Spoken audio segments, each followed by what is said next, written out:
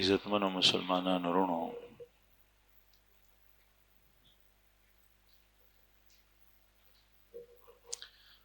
رسول الله صلی الله علیه وسلم د خیبر د غزوې په سفر کې د خیبر یهود د هغوی سره جنګ وشو. بره الله جل شانه په 10,000 یهودیانو باندې 1500 مسلمانانو ته ورکو. دویم د فدق کافر هغوی بغیر د جنگ نه تسلیم شول او د هغه ځای آمدن ټول رسول الله صلی الله علیه وسلم ته مدینه منورې ته راتلو، هغوی به تقسیمولو. هغوی وی چې څنګه تاسو د خیبر یهودو سره خبره شوې ده، په هماغه معاهده باندې موږ هم تاسو سره صلح کوو. دریم رسول الله صلی الله علیه وسلم چې واپس کله مدینه منورې ته راتلو، نو وادي القرا مدینه منورې سره او د خیبر په منځ کې یو ځای دی وادي القرا، هغه ځای کافرو سره هم جنګ وشو. په هغې کې څه کسان مړه شول. د حضرت علی کرم الله وجهه د لاس نه د حضرت زبیر رضی الله عنه چې د رسول الله صلی الله علیه وسلم د ترور زوی و، د هغه د لاس نه، او ابو دجانه رضی الله عنه مشهور صحابي دی، د هغه د لاس. او بیا هغه خلک تسلیم شو، د هغوی مال غنیمت هغه هم د مسلمانانو لاس ته راغی. هغې سره نږدې یو بله علاقه وه، څلورم وادي تیما. هغه ځای خلکو چې دا وکتل، نو د مسلمانانو سره د مقابلې تاب او طاقت او توان یې نو، هغوی دغسې روغه وکړه. او نبی کریم صلی الله علیه وسلم مدینه منورې ته واپس را روان شو. سفر کې سړی ستړی شي، بیا پیاده سفر او بیا د جزیرة العرب ریګستان، صحرا، دشته، شګې، سرې شګې، په هغې کې سفر، او بیا خصوصا هغه سفر چې په هغې کې 4 ځایه صحابه کرام جنګېدلي. نو واپس نبی کریم صلی الله علیه وسلم سفر کولو د شپې هم. نو چې کله سبا راختو ته وخت لږ پاتې شو، یعنې شپه د نیمې نه واوړېده، صحابه و د مزل کول مخکې ګرانو. نبی کریم صلی الله علیه وسلم د صحابه حالت ته وکتل، وی فرمایل چې د غزې کې به آرام وکړو. د صحابه پرې وتل ځای په ځای. رسول الله صلی الله علیه وسلم صحابه نه تپوس کوي، من یکلأ لنا اللیل، او کما قال علیه السلام، نن شپه به څوکۍ څوک کوي، څوکۍ به څوک کوي. حضرت بلال رضی الله عنه ورته عرض وکړو چې یا رسول الله زه به څوکۍ کوم. پیرا دا د نبی کریم صلی الله علیه وسلم سنت دی. د مسلمانانو یو جماعت چې کوم ځای کې وي د دشمن خطرې، هلته څه کسان چې هغوی د جماعت نه غیر چاپېر نظر اچوي او پیره ورکوي، دې ته مرابطه وایي. د رسول الله صلی الله علیه وسلم په احادیثو کې د دې ډېر فضیلت راغلی. د دشمن سره سرحد باندې لګېدلي سرحد باندې د یو مسلمان نظري، او بیا دی په اس باندې سور وي او یو حد پورې ځه په منډه، او د هلته نه بیا دلته راځه، بیا د هلته نه، د هلته نه بیا د بل چا د حفاظت ډیپټي وي.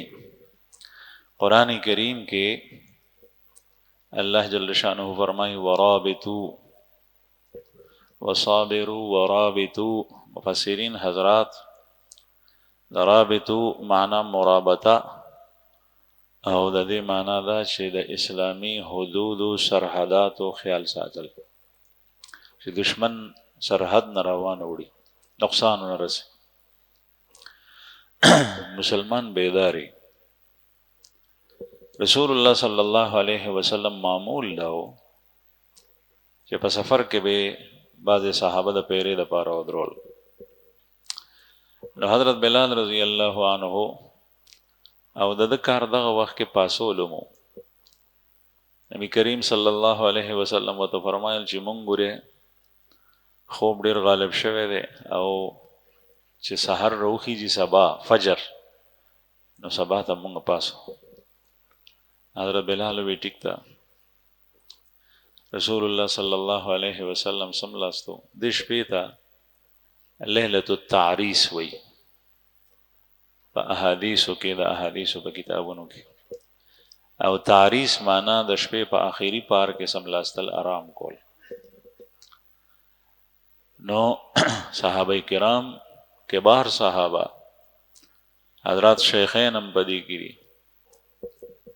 او نبی کریم صلی الله علیه وسلم ودشل.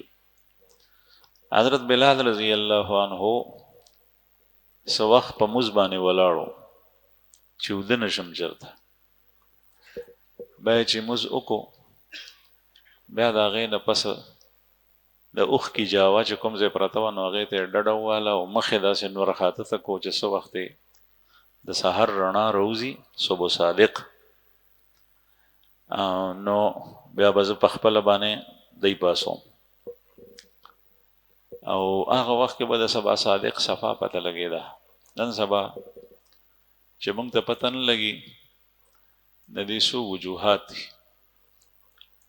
یو وجه دا ده چې د لارۍ موټرې ډېرې شوې نو د دې سلنسرونه چې کوم لوګي وځي نو دې لوګي سره د هغې رڼا پته نه لګي. د اسمان په لمنو باندې یو داسې صادر جوړ شي د دې لوګي نه هغې کې د سبا راختو پته نه لګي. هغه خو لاسه کوي چې د سپوږمۍ هم پکې پته نه لګي. میاش خلک ګوري لیکن ټول خلک یې نه وي. دویمه وجه نن سبا د نه لیدو د سبا صادق یا د ړومبۍ شپې د سپوږمۍ د هغې وجه هغه د برق بجلی ده، لایټونه رڼاګانې. پخوا به زیات نه زیات لاټین بلیدو. د لاټین د زمانې نه مخکې زمانه د ډیوې وه، اوس اوس تېره شوې ده. او د ډیوې نه مخکې هم بعضې علاقو کې به شونټۍ بلیده، لرګی و بلیدو د رڼا لپاره چې بیا مړ شو نو مړ بو. دغه رڼا چې پورته په اسمان باندې پروزي نو د دې رڼا کې د سبا راختلو پته نه لګي. څلورم نظر هم کمزوري دي. اوس په دې ناسته پېنډه کې څومره کسانو چشمې لکه زما لګولي دي. پخوا نظرونه ښه وو نو د دې په وجه هم پته نه لګي د سبا راختلو. اسې چې دا څیزونه ني نو سبا صفا ښکاري. داسې اول یو کرښه روخیږي دې ته صبح کاذب وایي. داسې هغه نصف اسمان ته نیم اسمان ته راغلي یو 10 منټه دا کرښه وي سپینه رڼا بیا د هغې به شي. بیا د اسمان په لمنو کې داسې یو کرښه جوړه شي چې کوم ځای نور روزي هغې سره ښي طرف ته او ګس طرف ته دا صبح صادق وي. دا ړومبی صبح کاذب دی. د ړومبي سره نه تهجد بندیږي او نه پېشمنۍ بندیږي، خوراک کولی شي او نه روژه شروع کېږي. د دویم سره چې کوم دی نو دا څیزونه بند شي او روژه شروع شي او د اذان وخت شي او مونځ کول روا شي.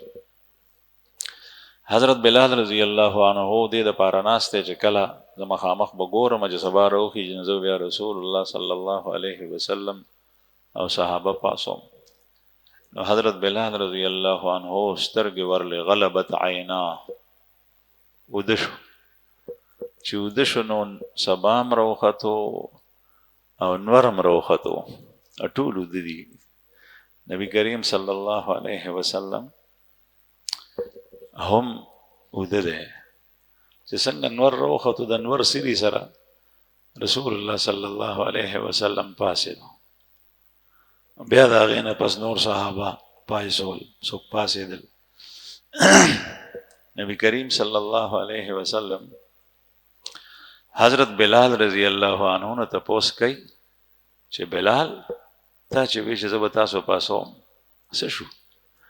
حضرت بلال ورته وایي چې یا رسول الله چې کوم ذات تاسو نه روح غشته او په نه پوهېدی یعنې وده شوي وایي هغه ذات زما نه هم روح واغېشت زه یې وده کړم، زه پوه نه شم په ځان باندې. او بعضې روایاتو کې راځي چې د حضرت بلال د پوښتنې نه مخکې رسول الله صلی الله علیه وسلم ابو بکر صدیق صاحب ته وفرمایل چې ابو بکر بلال ویخو او موزی کولو لیدلی نو دا غیبانه خبر ورکوي. بلال ویخو موزی کولو خو شیطان ورته وایي چې سمله شیطان ټپولو لکه څنګه چې ماشوم ته الله ووایي او هغه سملي. نو بلال بیا خبر نشو، په دې کې بلال راوغوستی شو. رسول الله صلی الله علیه وسلم دې تپوس وکړو، دغه خبره یې ورته وفرمایله چې کوم نبي کریم صلی الله علیه وسلم ابوبکر ته کړي. ابوبکر صدیق صاحب اشهد ان لا اله الا الله وانک رسول الله، تا ته الله جل شانه د بلال حالت مخکې نه بیان کو یا رسول الله. دواړه خبرې کېدې شي. بهر حال نبی کریم صلی الله علیه وسلم چې صحابه پاسېدل نور راخته دی د سهار مونځ نه دی شوی، وی فرمایل ارتحلوا دلته نه ځئ، دا ځای پرېږدئ. صحابه روان شو، سمند مخکې چې لاړل بیا ورته وفرمایل چې دلته کې اوس ایثار شي. هلته ایثار شول او اودسونه یې وکړل. او د هغې نه پس حضرت بلال ته نبی کریم صلی الله علیه وسلم وفرمایل نور راخته چې اذان وکړه، د سحر اذان یې وکړو او بیا هغې نه پس اقامت وشو، سنت وشو، سنتو نه پس اقامت او بیا د هغې نه پس جمع وشو. چې څنګه جمع د سحر په وخت کې کېږي همدغسې جمع رسول الله صلی الله علیه وسلم وکړه. او چې کله صحابه ورته وی چې دلته نه روان شئ کوچ وکئ، ورته یې دی وفرمیل چې دا داسې ځای دی چې په دلته کې شیطان دی، شیطان د دې ځای نه ځئ، شیطان اثرات دي. دې واقعې نه دې ته لیلة التعریس وی. یو څو خبرې معلومې شوې. په دې موقع رسول الله صلی الله علیه وسلم حضرت بلال رضی الله عنه ته نه خبرې کړي دي، نه یې ورته سپکې سپورې ویلي دي، نه یې څه سزا ورکړې ده، ځکه چې حضرت بلال صاحب په حق او دا خوب راتلل او تاریکېدل دا د الله جل جلاله د طرف. یو څو خبرې د دې واقعې نه معلومیږي. یو دا چې رسول الله صلی الله علیه وسلم په ژوند کې هم مس قضا شوی او هغې نه هم سهو شوي ده. په یو موقع نبی کریم صلی الله علیه وسلم د ماسپښین یا د مازدیګر مز د 4 رکعاتو په ځای باندې 2 رکعاته وکړل. 2 رکعاته مز یې وکړو، سلام یې وګرځولو. رسول الله صلی الله علیه وسلم باندې به کله کله آثار داسې وو چې چا به ورسره خبره نه شوه کولی. او دغه موقع هم داسې وه چې چا دا جرأت نه شو کولی چې رسول الله صلی الله علیه وسلم ته ووایي چې یا رسول الله 4 په ځای باندې 2 رکعاته مونځ شو، حالانکه موږ خو مقیمین یو. او په دې بینډه کې ابو بکر صدیق او حضرت عمر دا حضرات هم دي. او د دې حضراتو حیثیت داسې و چې رسول الله صلی الله علیه وسلم فرمایي هما وزیرای فی الدنیا والآخرة او کما قال علیه السلام. دا دواړه ابو بکر او عمر زما وزیران دي په دنیا کې هم او په آخرت کې هم. یو ځل په هغې باندې لاس اچولی، یو طرف ته ابو بکر او بل طرف ته عمر. لاس یې پې اچولی لکه څنګه چې خواږه دوستان په خپله یو بل سره داسې د تعلق ساتي. او وی فرمایل هاکذا نبعث یوم القیامہ، اسی طرح ہم قبروں سے اٹھائے جائیں گے. دغه سه موږ د قبر نم پورته کیږو یوځه او یوځه خخم دی رسول الله صلی الله علیه وسلم سره. او چې څو وخت خلق پاسې شپېلې پوکوالی شي، رسول الله صلی الله علیه وسلم به اول دا غي روزه شق شي وشلېږي زمکه. نبی کریم صلی الله علیه وسلم او بکر صدیق عمر په دنیا کې هم بسرو، په خصوصي مشورو کې د رسول الله صلی الله علیه وسلم سره دی. وزیر د بادشاہ سره نو هغه د بادشاہ سره په شاهي معاملاتو کې تعاون کوي او بادشاہ د هغه نه خاص مشورې اخلي. او بیا د نبی کریم صلی الله علیه وسلم د دې صحابه او حضرات شیخین په باره کې فرمایي نو دای په ټولو صحابو کې انتهایی خاص خلق. اوس چې د کوم سړي د دې کسانو سره بغض وي، کینې، دشمنی وي او په خلص وي، د دې سړي د ایمان د اسلام بس حالت وي، دا مسلمان قطعا نشي کېدی. نبی کریم صلی الله علیه وسلم دا موقع باندې د رسول الله صلی الله علیه وسلم حالت داسې و چې چاکش نشو کولی. صحابه څوک بهر وتل د جماعت نه ده، څوک دننه. آخر کې یو صحابي دی د هغه نوم دی ذوالیدین. څوک چې چا سره څومره نږدې که نه نو دومره پې باندې د هغه اثر ډېري. کوم بنده چې د خپل رب سره څومره تعلق مضبوط وي، دومره د الله جل شانه د صفاتو تجلی به هغه بنده کی. زمونږ رب سخی دی، دی هم سخی. زمونږ رب رحمان او رحیم دی، دی هم دکې به رحم وي او په دکې به ترس وي، مهرباني وي.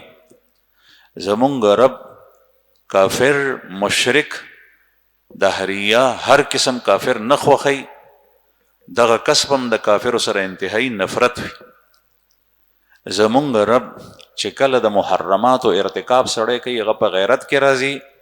د کوم کس چې د رب سره تعلق وي، دی چې خپل سترګو باندې چرته کې حرام او ګناه ویني، دی به په اضطرابي کیفیت کې راځي، برداشت کولی به نشي. د الله جل شانه د صفاتو تجلی په ده باندې ډېره زیاته کېږي. او څوک چې د الله جل شانه سره څومره نږدې وي، په ده کې به د رب تعالی خوف او تقوا د نورو خلکو په مقابله کې زیات وي، ځکه چې د رب پیژني په صفاتو سره. او چې څوک د رسول الله صلی الله علیه وسلم سره د چا تعلق څومره مضبوط او نږدې وي، دومره به د رسول الله صلی الله علیه وسلم نه واقف. بعضې صحابه کرام صحابه لیدلی او مجلس کې هم ناست وو، لیکن لرې و داسې تعلق نو لکه څنګه چې د حضراتو شیخینو په هغې کې یو ذوالیدین دی چې دغه وخت نه خبر نو چې د نبی کریم صلی الله علیه وسلم دې وخت کې کیفیت سي. نو ابو بکر دا جرأت نه کړی شو چې د الله د رسول نه تپوس وکړي چې صاحب موږ خو 2 رکعاته وشو. عمر رضی الله عنه څومره سخت سړی و، هغه دا جرأت نه کړی شو. ذوالیدین مخکې شو، هغه وی اقصرت الصلاة ام نسیت یا رسول الله، یا رسول الله تاسو باندې وحی راله، موږ مختصر شوی د څلورو په ځای 2 رکعاته شو، کنه ستاسو هیر شوي دي؟ رسول الله صلی الله علیه وسلم ورته فرمایي لم تقصر ولم انسا، یا دا فرمایل کل ذلک لم یکن، اسم ندی شوی، نه زما هیر شوي دي او نه موږ مختصر شوی. هغه ورته وایي بعد ذلک قد کان، څه خو شوي دي یا رسول الله. نبی کریم صلی الله علیه وسلم دغه وخت کې د کجوري تنې ته ډډه والی و، یو لاس په بل لاس یې. صحابو نه تپوس شو چې دا ذوالیدین څه وایي؟ ټول ووایي چې یا رسول الله دې رښتیا وایي، موږ د 4 په ځای 2 رکعاته شوی. رسول الله صلی الله علیه وسلم بیا وفرمایل چې دا 2 رکعاته نور هم پوره کړي، قبلې ته مخ کو، موږ یې پوره کړو. دې ته سهو وایي. خدای یاد ساتئ، دې نه دا مسله فهم کول نه دي پکار، ځکه کله د عوامو په مخ کې بعضې احادیث ذکر کول ایس بیسا بغیر د وضاحت او د شرح نه دا نه دي پکار. بعضې خلکو د حدیث غلط مفهوم په ذهن کې کینی. د دې مطلب د الله جل شانه د طرف نه د الله بندگانو ته تعلیمو، د رسول الله صلی الله علیه وسلم په ژبه مبارکه الله پاک بندگانو تخپل بندگانو ته عبادو تخپل پیغام رسول دی. او د رسول الله صلی الله علیه وسلم د بدن په ذریعه عملی نقشم داغه خولی ده. پیغمبر علیه الصلاۃ والسلام دام فرمایلی دي چې اقیم الصلاه مسکوي، او رسول الله صلی الله علیه وسلم دام کړی دي چې صلو کما رایتمونی صلی، ایسے نماز پڑھو جس طرح مجھے نماز پڑھتے ہوئے دیکھتے ہو. داسې مز کوي، داسې کوي لکه څنګه چې زه کوم. دوه سیزونه بلکې درې سیزونه انتهایی ضروری دي، دا یاد ساتئ. یو عمل کول، یو د هغې عمل هغه طریقه اختیارول چې کومه طریقه د رسول الله صلی الله علیه وسلم نه ثابته ده. دریم د هغې کې اخلاص، للهیت، چې کله د عمل نی بیا نه کیږي، او چې کله د عمل وی لیکن طریقه خطا ده بیا عمل نه قبلیږي، او چې کله دواړه سیزونه وی لیکن پکې اخلاص نی، مقصد دنیا شوه، بیا الله جل شانه سره دا کوټه کرنسی ده، کوټه روپۍ دي، الله جل شانه سره د دې قیمت نه لګي. نو رسول الله صلی الله علیه وسلم د هر یو سیس طریقه خولی. حضرات اهل علم وی که شردا مز نبی کریم صلی الله علیه وسلم نه قضا شوه نه وي، نن سبا د فقه په کتابونو کې دومره جزئیات دي، علما کرام مختلف مسائل مستنبط کوي د دې واقعینا، نو امت لپاره به دا نمونه نه ورغلی. که چا سره سبا داسې کار پیښ شوی بیا به امت څه کول؟ د هغې دپاره یو لار نشته دی څه وکړي، په کومه طریقه باندې دا مونځ وکړي. نو دې نه دا معلومه شوه چې کله مونځ قضا شو د جمع نه، جماعت دی او ټولې جمع نه مونځ قضا شو، نو ډومبې چې څنګه وخت او داسې وکړو او دوی ته پته ولګېده چې مونځ رانه پاتې شوی دی، نو اذان بم کیږي، اقامت بم کیږي، او په هماغه شان جمع به کیږي لکه څنګه چې هغه مونځ کېدو په خپل وخت کې. دغه طریقه ده رسول الله صلی الله علیه وسلم په دې طریقه. دویم خبره دا عرض کم چې یو غفلت ته او یو سهو ده. د الله رسول باندې غفلت نه تاری کیږي، سهو به راتلی شي. غفلت جدا شی دی، سهو جدا شی دی. غفلت دی ته وایي چې یو سړی دی مسلمان، زمیدار دی، په ګوټ کې، په اوبخور کې، په لو کې، په بل یو کار کې لګیا دی، د مونځ وخت پې راغلو او په هغه کار کې دومره ننوتی دی، غافل دی چې پوه نه شو مونځ وخت یې نه لاړو. دا غفلت دی، او غفلت د بل سیز د وجې نه تاري کېږي. دا غفلت دی چې خادي ده، خوشحالي ده، خو په خوشحالۍ کې په خلکو غفلت رالو، ښځې د حیا او د پردې خیال نه ساتي، په بازار په بس کې تیریږي او ګډیږي، او سر نه برخې پریوتي. هغه زنانه چې کومې حیادارې او پردهدارې دي، دا غفلت دی، یعنی د خوشحالۍ د وجې نه غافله شوي. دا غفلت دی چې انسان سره ډیر مال راشي او د مال له وجې نه د الله د بندګۍ نه غافل شي. دا غفلت دی چې انسان باندې څه پریشانی رااله، دی وایي چې الیاذ بالله ثم الیاذ بالله مونځ نه کوم، بیا هم را باندې دا مصیبت رالو، د مونځ نه بې فکره شي. دا غفلت دی. نو په ما او تا باندې غفلت تاری کېږي. الله جل شانه دې مونږ غافل مکړي. کله چې د دنیا کې په کوم یو قوم باندې عذاب راغلی دی، هغه قوم د الله د بندګۍ نه غافله شوي دي، نه د خدای قهر پې نازل شوی، او هغې پسې شاته اسباب وي، د دنیا محبت، خوشحالي، د نعمتونو پریوانی وغیره وغیره، مستی شوه، او د الله رسول باندې سهو راځي. سهو دې ته وایي چې الله جل شانه خطا کی، او الله هغه نه غواړي پیغمبر، لیکن الله پاک خطا کی، او الله پاک د پیغمبر په سهو او په خطا کولو کې د امت لپاره لوی خیر ګرځولی، سهولت ګرځولی. دې ته سهو وایي. رسول الله صلی الله علیه وسلم باندې غفلت نه تاری کړو.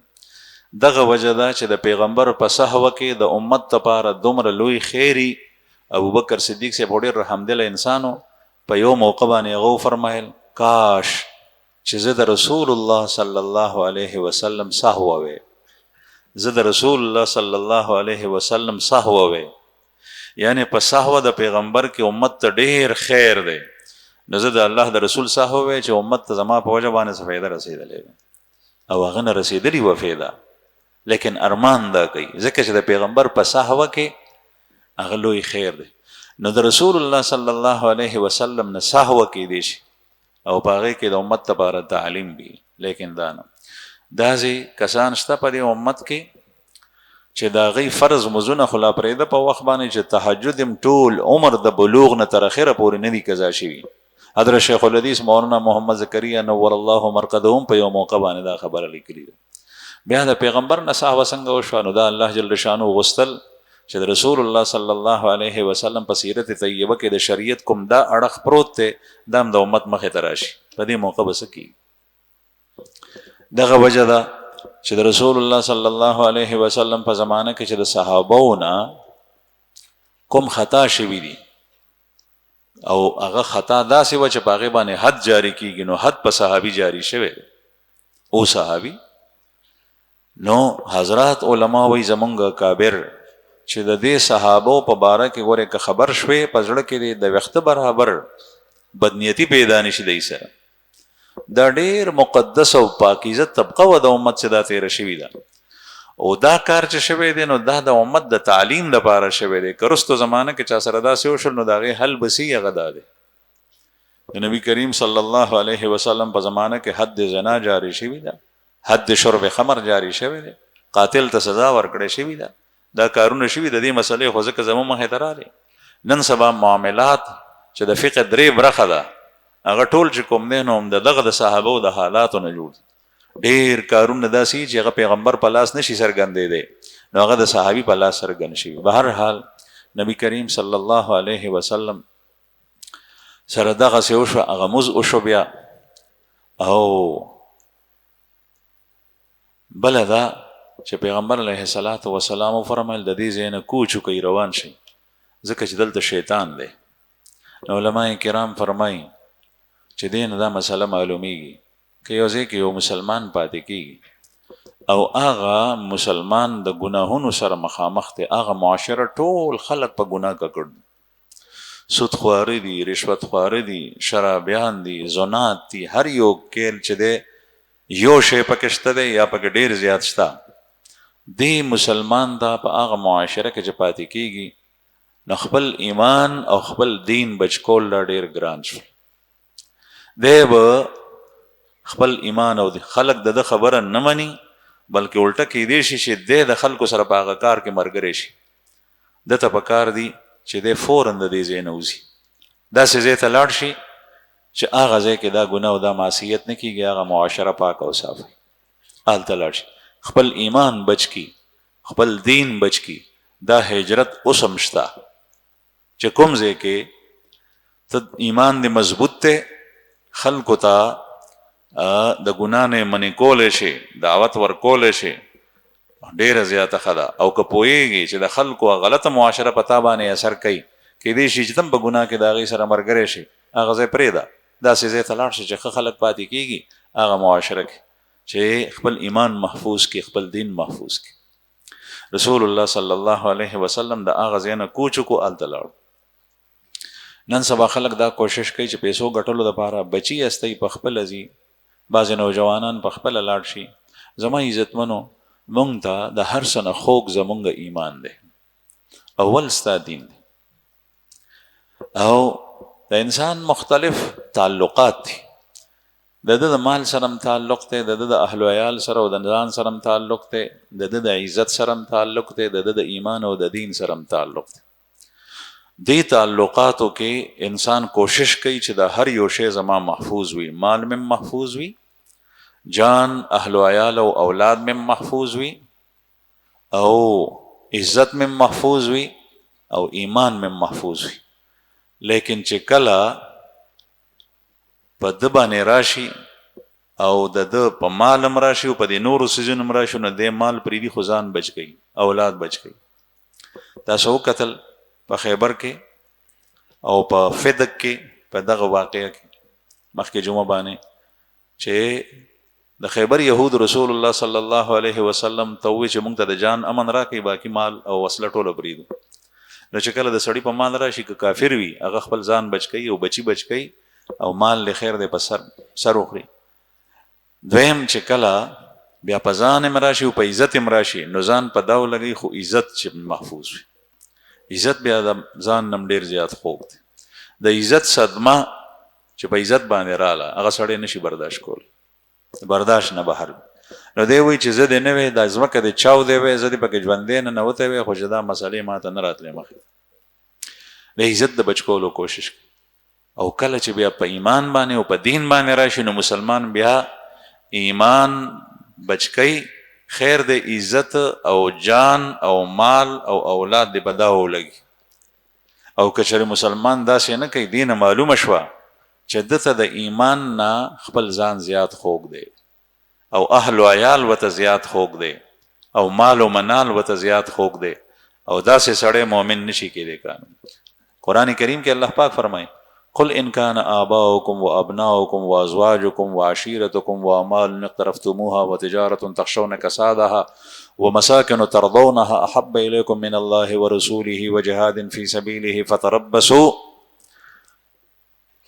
حتى ياتي امر الله تو توه پیغمبره کچری تاسو د پلاران او تاسو زامن او تاسو خزه او تاسو قبیله قام قبیله او تاسو مال چې تاسو ګټلې او تاسو تجارت چې تاسو سره یره د تجارت به زمان ډاون شي که په دین عمل کوم دا دیندار سړی غواړم تجارت مخکته او هغه تاسو کورونه چې په هغې کې تاسو رهایش اختیار کړی دی تاسو ته زیات محبوب وي د الله نه او د الله د رسول نه بیا تاسو انتظار وکړئ د الله د عذاب د خدای قهر به در باندې راځي دا زیات محبوب د هغې سره محبت کو د ځان سره محبت پکار دی چې ستا د ځان سره محبت نی ځان به بچ کې څنګه د مال سره محبت شته د اولاد سره محبت شته د مور او پلار او قوم قبیلې سره محبت شته لیکن دا محبت به د دین سره او د ایمان سره په محبت باندې سورې نه غالب کې وین دا بلاندې وي د ایمان سره تعلق بستا پاغه باندې بر وي د پاسه چې کله تقابل د دې دواړو راشي نو ایمان ته به ترجیح ورکې او که چېرې ته پوهېږي چې ایمان میزي ځان بچ کې نو دا ایمان نشو نو به هر حال رسول الله صلی الله علیه وسلم او فرمایل چې د دې ځای نه کوچ وکړئ چې کوم ځای کې معاشره کې ته په فسق و فجور کې مبتلا کېږي دا هغه ځای نه به هجرت کې هلته نه لاړ شي او چې کله ایمان ستا دومره مضبوط وي چې د هغې سره ته خلکو ته خبره کولی شي او یو کس نیم ستا خبره مني او کېدی شي چې خلک سمې لارې ته لاړ شي نو بیا به قطعا نه ځې بیا به هغه ځای کې خلکو ته وایا ترغیب ورکو دین ته را بلا او چې کله خلک ستا بالکل نه مني او ستا ایمان په خطره کې شنه بیا د هلته نه ځه رسول الله صلی الله علیه وسلم هلته نه راووتو او جمع سره یې مزو کو د سهار دا امت دپاره تعلیم شو چې کله تاسو سره داسې وشي نو بیا داسې کولی شي نبی کریم صلی الله علیه وسلم مدینه منورې ته رالو د خیبر نه پس تاسو ته پته ده چې دا اووم کال د هجرت دی چې خیبر جنگ شوی او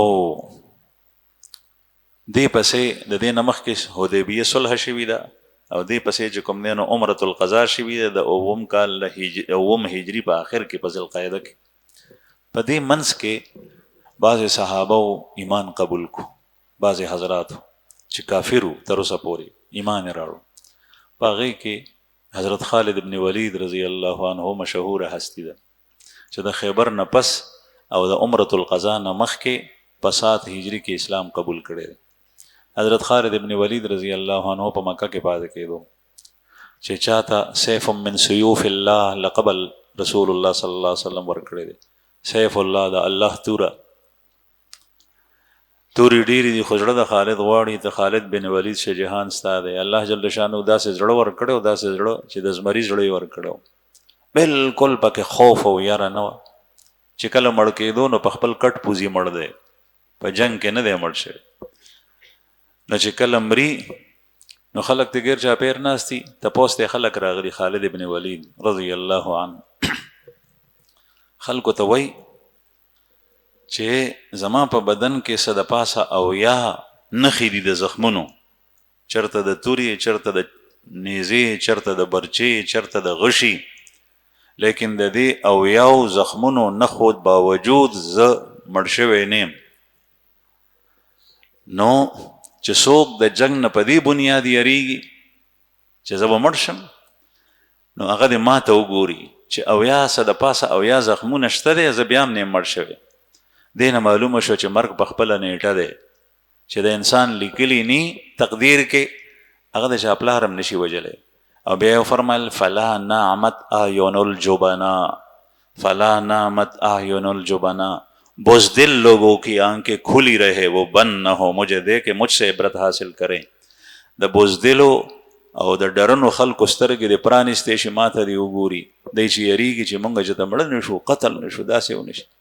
مرګ شته لیکن په خپله نیټه دی. ما دا غوښتل چې زه د الله په لار کې شهید شم لیکن بیا شهید نه شم، او اوس ما ته مرګ چې کوم دی نو په خپل کور کې په کټ پوزي باندې راځي. دومره زړه و. او دی وایي چې کله رسول الله صلی الله علیه وسلم باندې ایمان راړو ما دی او عمرو ابن عاص، نو یې مونږ د الله رسول همیشه مخکې په لښکر کې تشکیل زمونږ کړی و. تاسو مخکې شئ.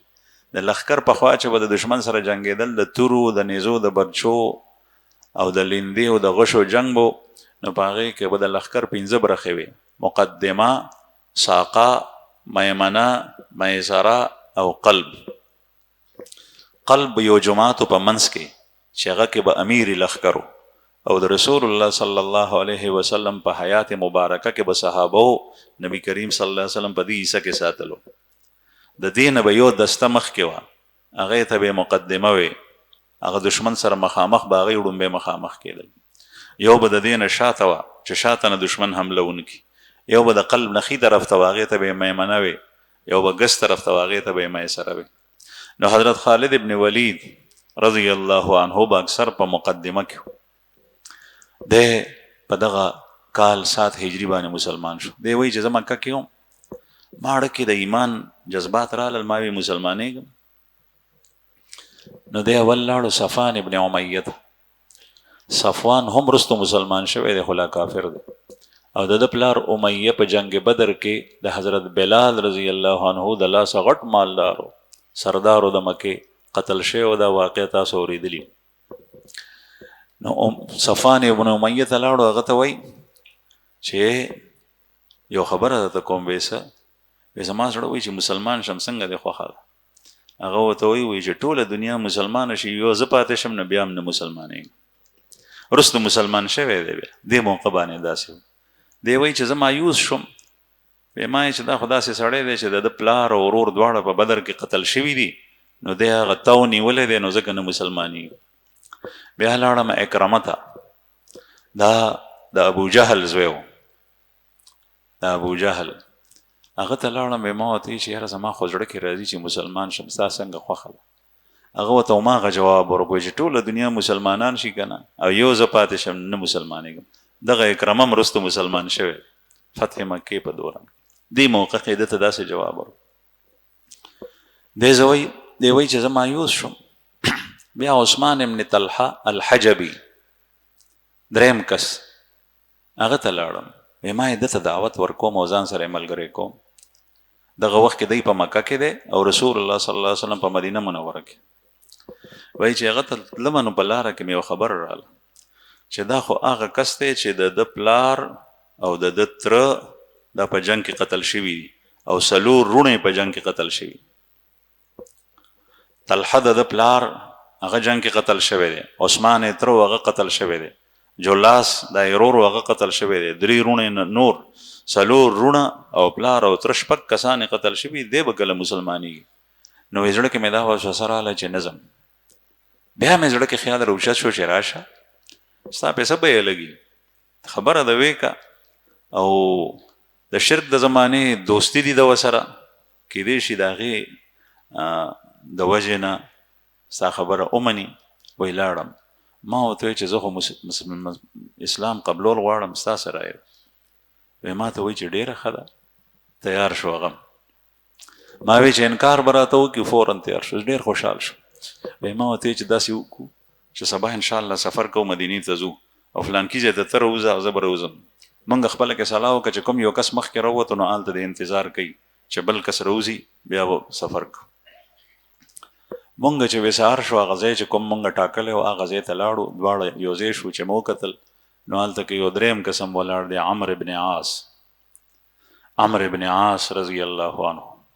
حضرت خالد ابن ولید په جنگي امورو کې الله جل شانه ده ته یو عجیبه مهارت ورکړ او عمرو ابن عاص باندې د هوښیارتیا ختمه وه. انتهایی زیرک انسان، دا ډېر قیمتي خلکو. هغه هم یو ځای شوی دی چې هغه ولیدو هغه سره یې روغ جوړ وکړل هرکلی. بیا ورته وایي چې څه چل دی، په کومه اراده راوتی؟ هغه ورته وایي او زورور تکړه خلکو یو بل نه یاره نه کوله. هغه ورته وایي چې زه خو د اسلام په اراده راوتی یم، مدینې ته تلل غواړم چې مسلمان شم. دی ورته وایي چې موږ هم دغه اراده ده. درې واړه یو ځای شول، روان شو. رسول الله صلی الله علیه وسلم چې کله مدینې منورې ته ورسېدل نو هلته مدینه منوره کې یو علاقه د حره ورته وایي. ما هغه لیدلې ده، اوس هم شته دی، خو سړکونه پرې ډېر جوړ شول. هلته تور کاڼي، هلته چې دی ورسېدل نو موږ سورلیو نه کوز شو، هلته مو سورلی وتړلې او صفا کپړې مو واچول. نبي کریم صلی الله علیه وسلم ته پته ولګېده، نو صحابه کرام ورسره ګیر چاپېر ناست دي. نو هغوی ته رسول الله صلی الله علیه وسلم فرمایي ډېر خوشحاله وي. پیغمبر علیه السلام وفرمایل چې مکې د خپل ځیګر ټوکړې تاسو ته راوویستې. مکې د خپل ځیګر ټوکړې، د ځیګر ټوکړه زړه ټوکړه او زړه په بدن کې قیمتي شی دی، یعنې قیمتي خلک چې وو هغه تاسو ته نن مکې راوویشتل او دلته راغلي. نو حضرت خالد ابن ولید رور ولید ابن ولید مخکې مسلمان شو. دی وایي چې څنګه موږ ورسېدو نو خالد ابن ولید صاحب وایي چې ما ته مې رور مخې ته راغلو، ما ته وایي زر کوشه به رسول الله صلی الله علیه وسلم ستا انتظار کوي. نو وایي چې ما تادي کوله، کپړې مې صفا واچولی چې موږ لاړو. پیغمبر علیه الصلاة والسلام ما ته کتل او موسکی و، دومره خوشحال و. نو وایي ما هغه سلام واچولو چې کوم سلام د نبوت دی، یعنی السلام علیکم، دا د مسلمانانو سلام دی او دا د حضرت آدم علیه السلام د زمانې شروع شوی. او کوم مشرکین او کافرو به یو بل سره دا سلام نه چولو، حیاک الله حیاک الله، دا به وي یا به نور الفاظ وي. لکه څنګه چې زمونږ د زمیندار په لار تېرېږي نو یې ښه چارې او ستړی مه شې، مطلب دا تر قیامته لګیا دا ګوډ کوه. ورته ووایه چې السلام علیکم، او که ته وایې چې دا لرې دی زما سلام رسي نو ستړي مه شي مې رسي، نو سلام په چغه مه وایه، سلام رو وایه او لاس اوچت کا، هغه به پوه شي چې سلام یې راباندې اچولی. وایه السلام علیکم، نو به ویلي. نو دا ګناه نه ده ستړي مه شي او ښه چارې، خو د اسلام سلام دا نه دی د ملاقات په وخت. د اسلام سلام السلام علیکم، نارینا زنانا په یو بل باندې چې سلام اچوي کور ته چې ځي نو دغه سلام دی. دا سلام د حضرت آدم علیه السلام د فرښتو او په جنت کې به هم دغه سلام وي او دنیا دپاره هم دغه سلام دی. رسول الله صلی الله علیه وسلم دغه په دې کې دعاګانې دي ډېرې زیاتې چې دا مخکې یو موقع باندې بیان شوي وي. به هر حال چې دی څنګه لاړو سلام یې واچولو، جواب یې ورکو، فوراً حضرت خالد ابن ولید رضی الله عنه وایي چې اشهد ان لا اله الا الله واشهد ان محمد رسول الله. نو چې څنګه یې دا وویل نو نبي کریم صلی الله علیه وسلم مسکی شو، ویې فرمایل چې خالد ما سوچ کولو چې ستا غونې هوښیار سړی څنګه تر اوسه پورې لا اسلام نه دی قبول کړی، ته خو ډېر هوښیار یې. او ما وی چې خامخا به دی مسلمانېږي. هغه ورځ نن راله په تا باندې ډېره لویه د خوشحالۍ ورځ ده. حضرت عمرو ابن عاص رضی الله عنه وایي چې وړومبی زمونږ دریو کسانو کې مخکې حضرت خالد ابن ولید د نبی کریم صلی الله علیه وسلم په لاسو کې لاس ورکړل او اسلام یې قبول کو. بیا ورپسې د ده نمبر عمرو ابن عاص رضی الله عنه. حضرت عمرو ابن عاص رضی الله عنه چې څنګه بیعت کولو په اسلام باندې نبی کریم صلی الله علیه وسلم ورته لاس اوږده کړل، ځکه چې درې واړه د اسلام قبلولو دپاره راغلي. نو عمرو ابن عاص رضی الله عنه لاس رستو کړ، ټول صحابه ولاړ دي، دی د مکې نه په دې اراده راغلي. نبی کریم صلی الله علیه وسلم ورته فرمایي ماذا یا عمر، ای عمر ولې تا خو لاس را اوږده کړل او بیا دې لاس رستو کړل، څه چل دی؟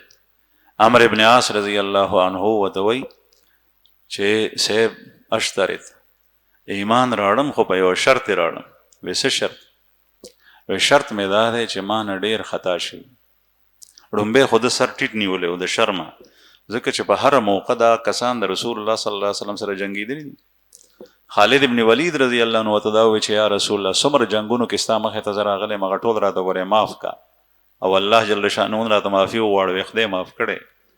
عمرو ابن عاص رضی الله عنه ورته وویل چې په دې شرط باندې زه اسلام قبلوم چې ما ته الله جل شانه هغه ټول جرمونه جرایم او ګناهونه معاف کړي. رسول الله صلی الله علیه وسلم مسکی شو او فرمایل اما علمت یا عمر ان الاسلام يهدي ما كان قبل. اے عمر تا ته تر اوسه پورې دا پته نشته دی چې اسلام دراړو نه مخکې چې څومره ګناهونه د انسان نشي وي هغه ټول اسلام سره معاف شي. اسلام راړو سره توبې سره. او دغه حال زما عزتمنو د توبې دی. بعضې خلک شیطان مایوسه کی ګناه ته بیا بیا کېږي دی وایي چې ما خو توبه ایستې ده.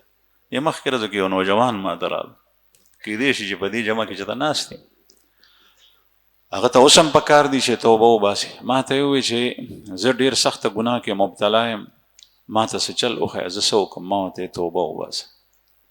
ما ته وایي چې توبه مې ایستې ده. ما ورته بیا وباسه. بیا مې ایستې ده. ما ورته بیا وباسه. هغه دغه جواب راکولو چې نه توبه مې ایستې مې بل علاج د دې نشته همدغه علاج دی. او که تاسو وایي چې خدای به مې معاف کوي نه ځکه چې ما خو ډېر وارې ایستې ده نو رسول الله صلی الله علیه وسلم فرمایي چې ته به په توبې ایستو ستړی شي لیکن خدای په معاف کولو نه ستړی کېږي.